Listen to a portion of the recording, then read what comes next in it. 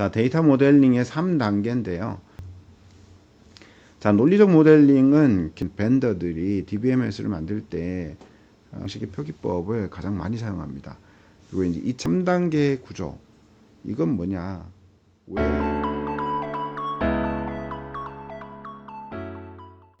자, 파트 1 데이터 모델링 이해 살펴보겠습니다. 먼저 챕터 1인데요. 데이터 모델링의 전반적인 내용들을 다룹니다. 자, 데이터 모델링 전반적인 내용을 한번 쭉 훑어본 다음에 그 모델링의 세부적인 내용들을 조금씩 살펴보도록 하겠습니다. 자, 데이터 모델링이란 뭘까요? 자, 데이터 모델링이라는 것은 복잡한 현실 세계의 어떤 현상들을 단순화해 가지고 DBMS에 저장될 데이터베이스의 구조를 설계하고 표현하는 과정을 얘기를 합니다. 현실 세계를 단순화해 가지고 DBMS에 표현하도록 만들어내는 과정이 모델링인 거죠. 자, 이게 데이터 모델링입니다. 우리가 자주 사용하는 인터넷의 각종 웹사이트들, 기업 정보 시스템들 전부 다 데이터를 관리하잖아요. 자, 이런 시스템들을 만들어내려면 전부 DBMS의 데이터를 저장하는 데이터베이스의 구조를 모델링 해야 되는 거예요. 그래서 이런 모델링 과정 없이는 그런 시스템을 만들어낼 수가 없습니다. 그래서 과거에는 데이터베이스 모델링을 잘 하는 사람들 같은 경우는 굉장히 고액의 연봉을 받고 했었습니다. 지금은 제가 정확하게 잘 모르겠는데 아마도 지금도 고액의 연봉을 받을 거예요. 자, 이 모델링 과정에 대해서 조금씩 알아보도록 하겠습니다. 자, 데이터 모델링의 목적 나오네요. 첫 번째는 데이터 구조를 이해하는 거고요. 데이터 모델링이라는 것은 데이터 자체의 어떤 조직이나 구조나 이런 것들을 명확히 하는 과정이고요. 이 과정을 통해서 사용자가 데이터를 쉽게 이해하고 활용할 수 있도록 만들어 줍니다. 자, 그 다음 데이터 구조를 명확하게 이해한다면 효율적으로 데이터를 관리를 할 수가 있겠죠. 당연한 얘기입니다. 잘 설계된 데이터 모델은 데이터 중복을 줄이고요. 그리고 이제 데이터의 품질을 보장할 수 있도록 무결성을 유지해 줍니다. 당연히 효율적인 관리가 되겠죠. 자, 그 다음에 시스템 개발 지원입니다. 자, 데이터베이스를 모델링을 잘 해놓잖아요. 그러면 이 데이터베이스 모델링한 내용을 가지고 정보 시스템을 만들 때 이 내용을 참조해서 만듭니다. 대부분의 SQL이나 그리고 이제 데이터 저장, 처리, 조회, 이런 것들은 전부 다 이 설계된 데이터베이스 모델을 참고로 해서 만들어집니다. 자, 그래서 이 데이터베이스 모델 문서는 개발자나 설계자나 사용자나 이런 사람들이 의사소통의 수단이 되기도 합니다. 자, 이런 데이터 모델링의 목적이 있다라는 것을 이해를 하시고요. 자, 이런 데이터 모델링에는 어떤 요소들이 있을까요? 자, 첫 번째 엔티티입니다. 엔티티. 자, 첫 번째 엔티티, 두 번째 속성, 세 번째 관계입니다. 자, 엔티티라는 것은 데이터베이스에서 관리해야 될 어떤 객체나 개념을 얘기를 합니다. 예를 들자면 직원, 부서, 이런 것들이죠. 만약에 쇼핑몰이야 그러면 상품, 고객, 주문, 이런 것들이 해당이 됩니다. 자, 이런 것들은 엔티티라고 불려지고요. 이 엔티티는 주로 명사형입니다. 명사형. 자, 뒤에 가서 조금 더 상세하게 배울 거예요. 자, 이런 것들이 있습니다. 첫 번째 요소고요. 두 번째는 속성입니다. 속성, attribute라고 표현을 하고요. 엔티티의 특성을 얘기를 합니다. 엔티티의 특성이 바로 속성입니다. 예를 들자면 우리가 직원이 있으면 직원은 뭐가 있습니까? 사원번호가 있죠. 이름이 있고 급여, 입사일, 전화번호 이런 것들이 있습니다. 자, 그런 것들이 속성이고요. 그 다음이 관계입니다. 관계는 relationship이라고 얘기를 합니다. 엔티티와 엔티티는 서로 관계를 가지고 있습니다. 관계가 없는 엔티티는 없어요. 예를 들어서 고객이 주문하려면 상품이 있어야 되잖아요. 고객과 주문과 상품은 서로 관계가 있는 겁니다. 직원이 급여를 받으려면 부서가 있어야 되죠. 그죠? 직원이 소속된 부서가 있어야 됩니다. 예, 그렇죠. 자, 이런 것들이 이제 관계입니다. 그래서 엔터티 간의 연관성을 나타내는 겁니다. 자, 이런 세 가지 주요 요소가 있고요. 자, 데이터 모델링의 특징인데요. 개념, 여기 키워드만 좀 기억하시면 좋겠습니다. 추상화, 단순화, 명확화라는 이 키워드를 기억해 주십시오. 데이터베이스 모델링, 데이터 모델링은 현실 세계를 추상화시킵니다. 추상화시켜가지고요. 매우 단순하도록 만들고요. 이때 단순성을 강조하기 위해서 시각적으로 표현하는데 이때 사용하는 다이어그램을 ERD라고 얘기를 합니다. 자, ERD를 이용해서 시각적으로 표현하면 당연히 시각적으로 잘 표현이 되어 있는 상태에서는 단순하지만 구조를 명확하게 또 알 수가 있죠. 그죠? 그래서 우리가 흔히 정보 시스템을 개발할 때 ERD라는 걸 반드시 그리는데 이 ERD가 설계의 가장 중요한 자료고요. 이 개발자나 설계자나 뭐 현업 업무 담당자나 이런 사람들이 ERD를 베이스로 해서 의사소통하는 경우가 굉장히 많습니다. 자, 그 다음 명확화. 그렇죠. 의사소통을 여기 좀 돕는 주요 도구다. 이렇게 표현이 되어 있잖아요. 그래서 의사소통의 도구로서 애매모호함을 제거하는 데 사용이 되는 거죠. 자, 추상화, 단순화, 명확화 키워드 기억해 주시면 좋겠고요. 자, 데이터 모델링의 중요성 나오는데요. 여기 데이터 구조의 명확화, 요거는 우리 앞에서 키워드 기억하시면 될 것 같고요. 그 다음에 이제 데이터 무결성 유지입니다. 요거는 데이터의 품질과 관계가 있습니다. 자, 품질하고 관계가 있는데요. 데이터 모델링은 데이터 무결성을 보장하는데 굉장히 중요한 역할을 합니다. 기본 키나 외래 키, 이런 제약 조건, 이런 것들을 우리가 모델링 할 때 정의를 하거든요. 예를 들어서 사원이라는 엔터티의 기본 키는 사원 번호야. 그리고 이 사원이라는 엔터티는 부서에 소속될 때 부서 번호를 외래 키로 가지고 있어. 이런 것들을 정의한다는 겁니다. 그리고 제약 조건, 예를 들어서 사원 번호는 숫자로 구성되어 있어. 이런 제약 조건을 설정해 놓는 거죠. 자, 이렇게 해 놓으면 데이터의 품질을 보장하는 데 도움이 됩니다. 자, 그리고 이제 효율적인 데이터 관리 당연히 되죠. 그리고 데이터 모델링이라는 것 자체는 비즈니스적인 요구사항을 당연히 반영을 합니다. 그래서 데이터 모델링 자체가 어떤 비즈니스 요구사항을 반영하는 어떤 중요한 설계 작업 중에 하나가 되는 거고요. 그리고 데이터 모델 문서는 시스템 개발 및 유지 보수의 어떤 핵심적인 자료가 됩니다. 그래서 매우 중요하죠. 그래서 중요한 것들이 많이 있습니다. 자, 이렇게 중요한 데이터 모델을 모델링 할 때 유의해야 될 점들이 몇 가지가 있습니다. 첫 번째는 비즈니스 요구사항을 반드시 이해를 해야 됩니다. 데이터 모델링이라는 것 자체가 비즈니스 요구사항을 반영하는 거잖아요. 그러니까 충분히 이해를 해야 되고요. 그 다음에 이제 변화에 대한 유연성을 가지도록 해야 됩니다. 비즈니스라는 것은 항상 변하잖아요. 항상 변합니다. 그래서 데이터 모델도 유연성 있게 수정할 수 있도록 만들어져야 됩니다. 그렇습니다. 이런 것도 이제 뒤에 가서 우리가 모델링 하는 과정을 좀 볼 거거든요. 그때 감을 좀 잡을 수 있을 겁니다. 자, 세 번째는 정규화와 비정규화라는 건데요.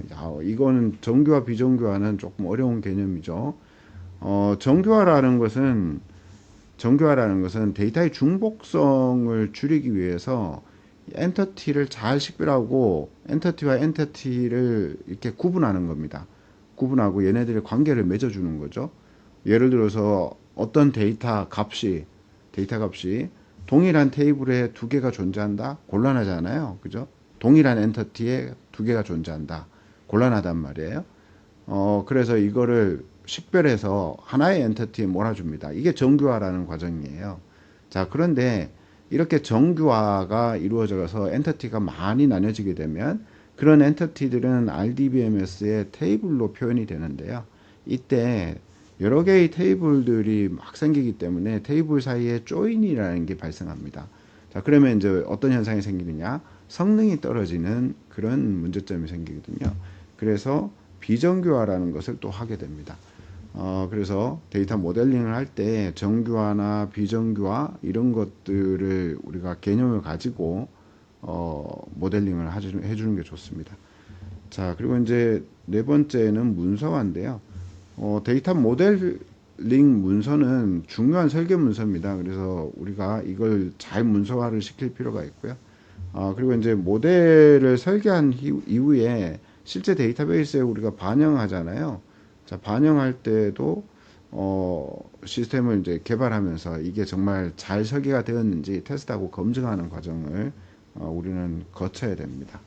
자, 이런 것들이 좀 유의해야 될 사항입니다. 자, 데이터 모델링의 3단계인데요. 자, 데이터 모델링의 3단계는 어떻게 외우시느냐? 개, 논, 물로 외우시면 됩니다. 자, 현실 세계를 추상화해서 개념 모델링, 논리 모델링, 물리 모델링의 과정을 거쳐서 데이터베이스에 반영합니다. 자, 현실 세계를 추상화하고 데이터베이스에 반영하기 위해서 구체화를 시키는 겁니다. 이게 바로 데이터베이스 모델링의 3단계거든요. 자, 개념 모델링은 뒤에서 배우시겠지만 엔티티를 뽑고 이 엔티티의 어떤 릴레이션십을 맺어주는 단계고요. 논리 모델링은 엔티티의 속성, 애트리뷰트를 정의하는 단계입니다.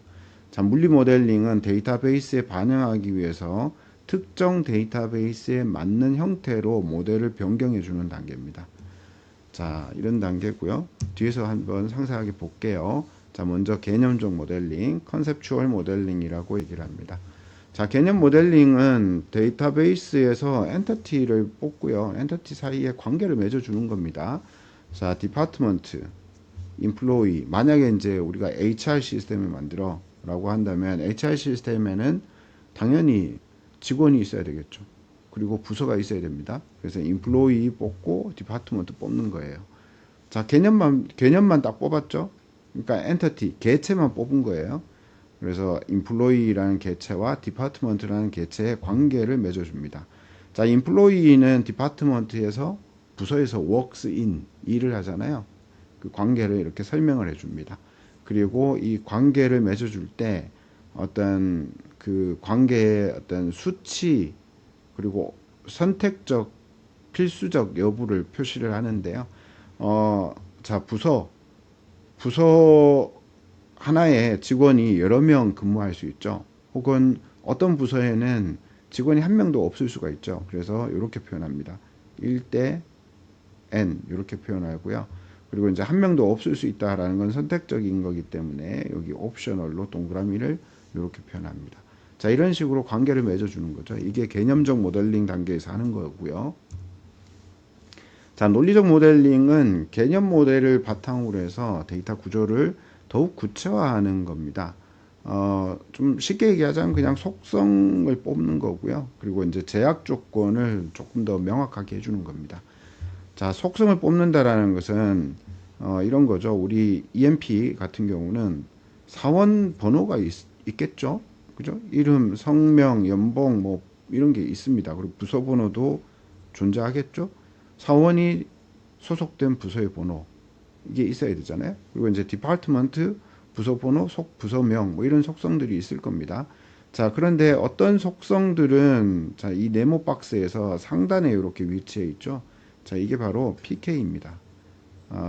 프라이머리 키의 약어입니다. 프라이머리 키의 약어고요. 이 프라이머리 키의 약어가 우리나라 말로는 식별자 혹은 기본 키. 자, 이렇게 불려질 수가 있습니다. 자, 이렇게 불려질 수가 있고요.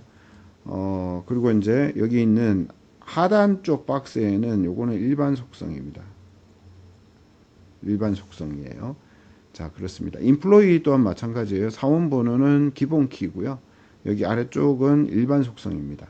자, 디파트먼트의 부서 번호가 인플로이의 일반 속성에 이렇게 들어와 있죠. 그리고 괄호 열고 F키 이렇게 되어 있습니다. 자, 이 F키는 foreign 키, 외래 키를 얘기를 하고요. 인플로이가 특정 부서에 소속되어 있음을 표시하기 위해서 이런 외래 키인 부서 번호를 가지고 있는 겁니다. 자, 그리고 여기 보면 이 1대 n의 관계로 이렇게 맺어져 있잖아요. 그리고 이건 점선으로 표시되어 있는데 이 점선으로 표시되어 있다라는 것은 이 부서 번호가 일반 속성에 포함되어 있을 때 이게 점선으로 표시가 됩니다.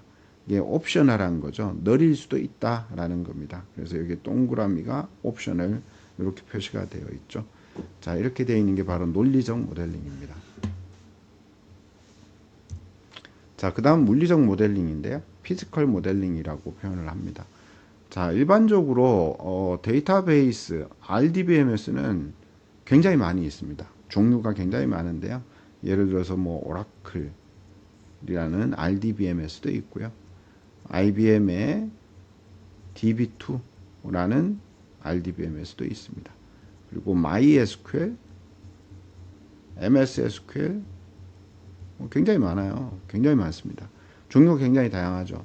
자, 이런 DBMS를 만드는 벤더들이 DBMS를 만들 때 이 DBMS 설계 방식이 다 다르잖아요. 다 다르기 때문에 실제로 이제 뭐 데이터의 타입들도 조금씩 다릅니다.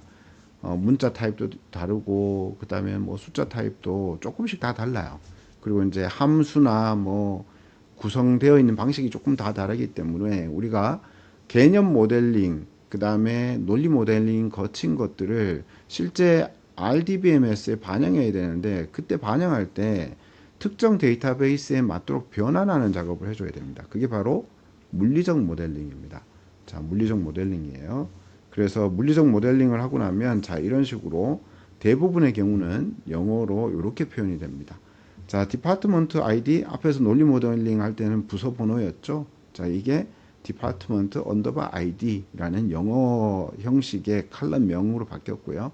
그리고 여기에 넘버라고 해서 데이터의 타입이 정해져 있죠. 그 다음에 이 타입 중에는 또 뭐 사이즈, 자, 이런 것도 정해져 있습니다. 자, 이런 식으로 모델링을 수행하는 것이 바로 물리적 모델링입니다. 자, 물리 모델링을 하고 나면 자, 이런 식의 테이블 생성 스크립트를 뽑아낼 수가 있습니다. 자, 이런 테이블 생성 스크립트를 우리는 뒤에서 배우시겠지만 DDL이라고 표현합니다. 이 DDL은 데이터 데퍼니션, 정의 언어죠. 랭귀지라고 부르줍니다. 데이터 데퍼니션 랭귀지고요. SQL에 여러 가지 그 언어 타입이 있는데 그것 중에 하나입니다. 뭐 뒤에서 나오겠지만 그냥 간략하게 짚고 나가자면 DDL이라는 타입이 있고요. DML이라는 타입이 있고 DCL이라는 타입이 있고 DCL입니다. 이게 그리고 TCL 뭐 이런 타입의 언어들이 있습니다. 그 중에서 DDL이고 요거는 테이블 생성 스크립트나 뭐 인덱스 생성 스크립트나 이런 것들이 DDL에 해당이 되고요. DML 같은 경우는 조회, 셀렉트죠. 그 다음에 뭐 테이블 데이터 입력, 수정, 삭제 이런 스크립트가 DML이고요. DCL은 데이터 컨트롤 랭귀지라고 해서 데이터베이스의 사용자 계정을 생성한다든지 뭐 이런 것들이 DCL입니다. TCL은 트랜잭션 컨트롤 랭귀지라고 해서요. 작업의 단위들을 관리하는 언어가 TCL입니다. 자, 참고로 말씀드렸어요. 자, 데이터 모델링의 관점이 있습니다. 우리가 이제 모델링을 할 때는요, 사실 모델링의 방식이 여러 가지가 있거든요. 모델링의 방식이 여러 가지가 있는데, 그 모델링의 방식을 어떤 관점으로 나눌 수가 있습니다. 첫 번째, 이제 데이터 관점으로 나뉘어진 모델링 방식이 있고요. 그 다음에 두 번째, 프로세스 관점으로 한 거, 그리고 세 번째, 데이터와 프로세스 관점을 엮은 것이 있습니다. 데이터 관점은 주로 이제 데이터의 구조와 데이터의 어떤 관계에 초점을 맞춘 거고요. ERD가 여기에 해당이 됩니다. 자, 여기에 해당이 되고요. 자, 프로세스 관점은 주로 이제 비즈니스 프로세스에 초점을 줘서 시스템을 설계하는 방식입니다. 데이터를 모델링하는 방식이고요.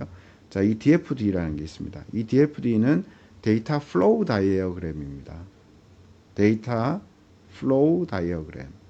데이터 자체가 어떤 프로세스가 수행이 된다면 비즈니스 프로세스가 있어요. 예를 들어서 뭐 입사 프로세스 혹은 퇴사 프로세스 이런 게 있잖아요. 그러면 데이터가 그 프로세스를 따라서 흘러다니거든요. 그럴 때 이제 그릴 수 있는 게 바로 DFD라는 겁니다. 자, 그 다음에 데이터와 프로세스가 융합되어 있는 이런 관점이거든요. 자, 이럴 때는 우리 뭐 ERD를 쓸 수도 있고 UML이나 객체 지향 모델링 뭐 이런 것들을 할 수가 있습니다. 자, UML이나 뭐 객체 지향 모델링 같은 경우는 과거에 굉장히 많이 사용이 됐었어요. 굉장히 많이 사용됐었는데 글쎄요, 요즘에는 그렇게 이제 많이 사용되는 것 같지는 않아요. 예, 그런 것 같지는 않습니다. 그런데 ERD는 여전히 많이 사용되고 있습니다. 자, 이 데이터 모델링의 관점이 이런 게 있고요. 자, 데이터 관점과 네, 화면이 조금 프로세스 관점, 그 다음에 데이터와 프로세스 관점에 대한 설명인데요. 이거는 제가 앞에서 설명드린 걸로 가늠하고 넘어가도록 하겠습니다.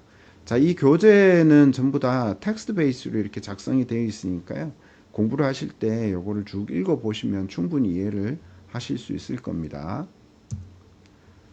자, 데이터 모델링을 위한 ERD를 보도록 하겠습니다. 자, ERD는 데이터 모델을 시각적으로 표현한 다이어그램이죠. 이 Entity Relationship Diagram 뭐 이렇게 표현합니다. 자, 이렇게 표현하는데요. 이런 ERD는 몇 가지 구성 요소들을 가지고 있는데요. 그게 바로 뭐 엔터티, 속성, 관계입니다. 자, 이거는 우리 데이터 모델의 주요 구성 요소하고 동일하죠? 네, 그렇습니다. 뭐 데이터 모델을 시각적으로 표현하는 다이어그램이 ERD니까 당연하겠죠. 그래서 이제 엔터티는 뭐 직원이나 부서 이런 것들이고 속성은 직원의 이름이나 급여 뭐 이런 것들이 해당되고요. 관계는 엔터티와 엔터티 간의 관계성을 표현하는 거고요. 자, 그렇습니다. 자, 이런 ERD는 몇 가지 표기법이 있습니다. 잠깐만요. 네. 자, ERD는 몇 가지 이제 기호도 있고 표기법도 있는데요. 자, 기호 사각형으로 이렇게 표현하는 건 주로 엔터티를 얘기를 하고요. 엔터티. 그 다음에 이제 타원형으로 이렇게 돼 있는 건 요거는 속성을 얘기를 합니다. 그죠? 타원형은 요거죠. 속성을 얘기를 합니다. 그 다음에 요 마름모. 자, 다이아몬드죠. 요거는 관계를 나타냅니다. 관계.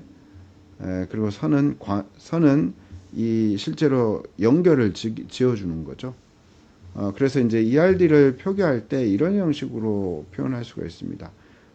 부서와 직원의 엔터티는 소속한다라는 관계를 가지고 연결이 되는 거죠. 자, 이렇게 됩니다. 자, 이렇게 표현하는 ERD 표기법이 피터 첸이라는 사람이 개발한 표기법입니다.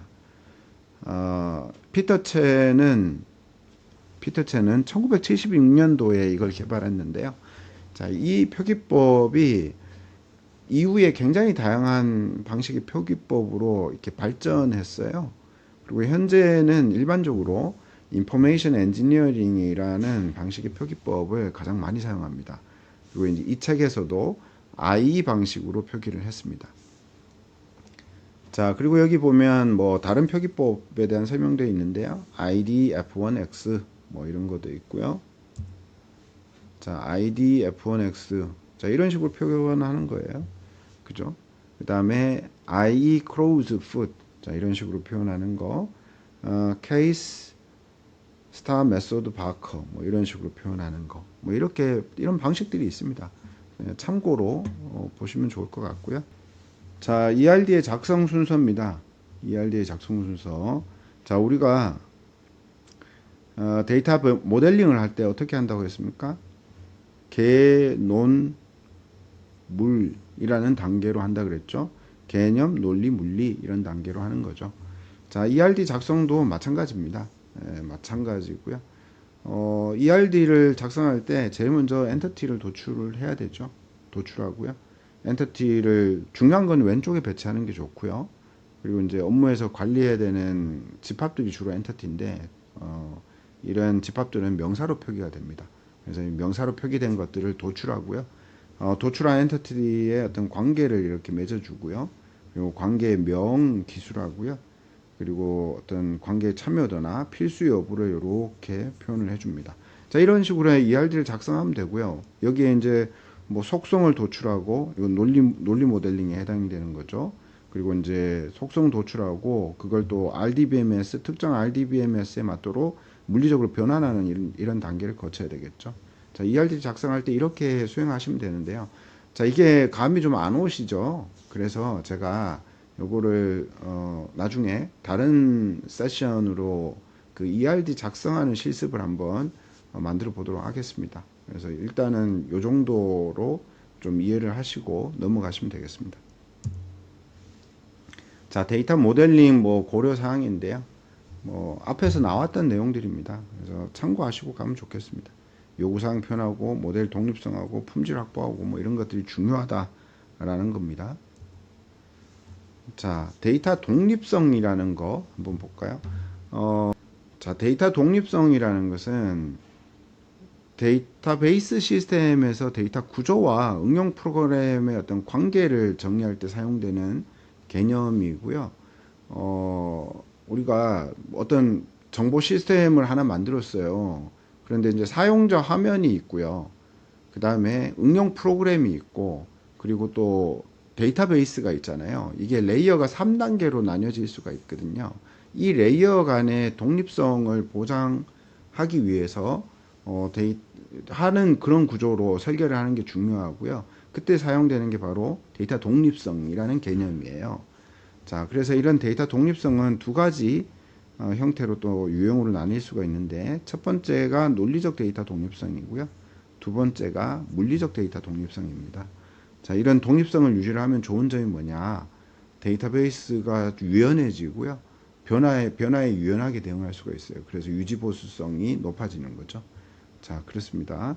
그래서 여기 보면 데이터 독립성의 필요성과 기대 효과가 있는데, 자, 필요성 보시면 데이터 중복이 늘어날 수가 있죠. 엔터티가 많이 생기면 데이터 중복도 생깁니다.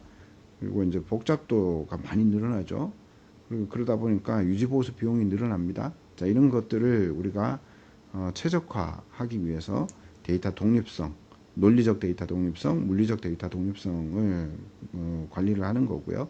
자, 이걸 하게 되면 중복이 감소하거나 복잡도가 내려가거나 유지보수 비용이 감소되는 이런 좋은 점들을 얻을 수가 있습니다.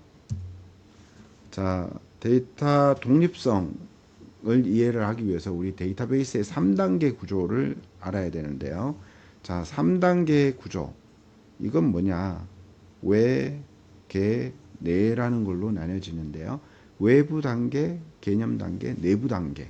이렇게 이해를 하시면 됩니다. 외운다. 그러면 외, 개, 내로 외우시면 됩니다. 이건 뭐냐? 외부 스키마, 개념 스키마, 내부 스키마로 이해를 하시면 되는데, 이 외부 스키마는 외부 단계, 이 외부 스키마는 사용자 화면, 자, 이렇게 이해를 하면 좋습니다. 사용자 화면 이렇게 이해를 하시면 좋고요. 자, 사용자 화면들, 자, 사용자 화면들은 굉장히 다양하게 많이 있잖아요. 그죠?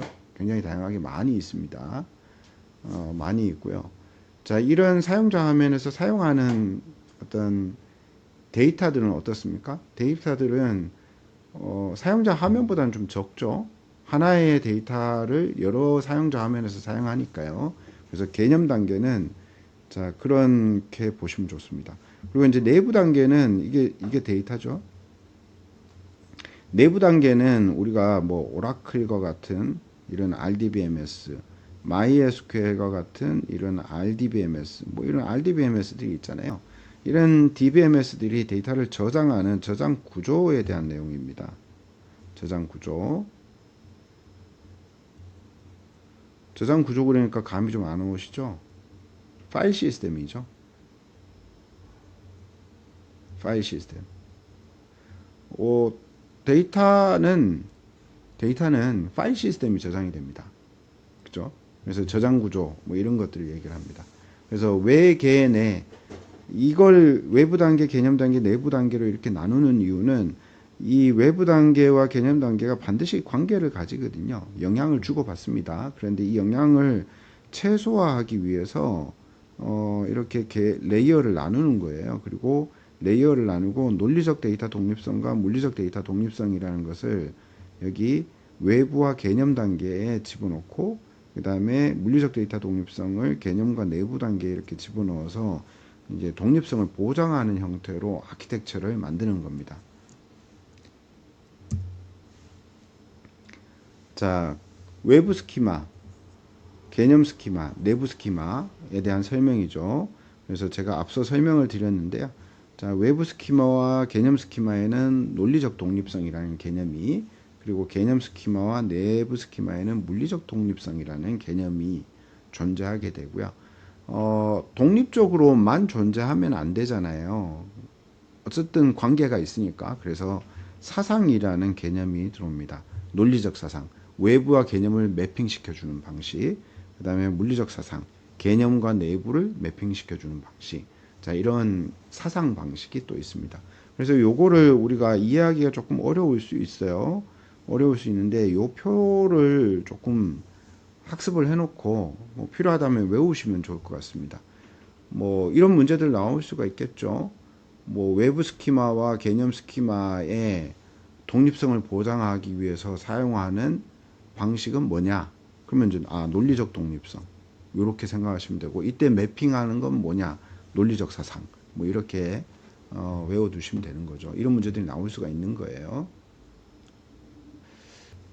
자, 여기 보시면 앞서 제가 설명드렸던 논리적 데이터 독립성, 물리적 데이터 독립성, 그리고 이제 각각의 사상에 대한 설명들을 여기 추가적으로 이렇게 기술을 해놨습니다. 그래서 논리적 데이터 독립성은 데이터베이스의 논리적 구조가 어떤 변경이 되더라도 운영 프로그램에 미치는 영향을 최소화하기 위한 어떤 개념이고, 그죠? 그리고 이제 물리적 데이터 독립성은 데이터베이스의 물리적 저장 방식이 어떻게 변경되더라도 응용 프로그램에 미치는 영향을 최소화하는 그런 개념이죠. 그래서 여기 뒤에 보면 자, 사상에 대한 내용도 있습니다. 제가 앞서 설명드린 거예요. 자, 설명드린 건데 이 사상에 대한 내용들도 한번 읽어보시면서 자기 이해도를 조금 높여 보시면 좋겠습니다. 자, 그러면 데이터 모델링의 이해는 여기까지 좀 설명을 드리도록 하겠습니다. 다음 시간에는 데이터 모델링 중 중요하게 다루어야 될 내용에 대해서 상세하게 살펴보는 시간입니다. 자, 그러면 이번 시간에 여기까지 하도록 하겠습니다. 수고하셨습니다.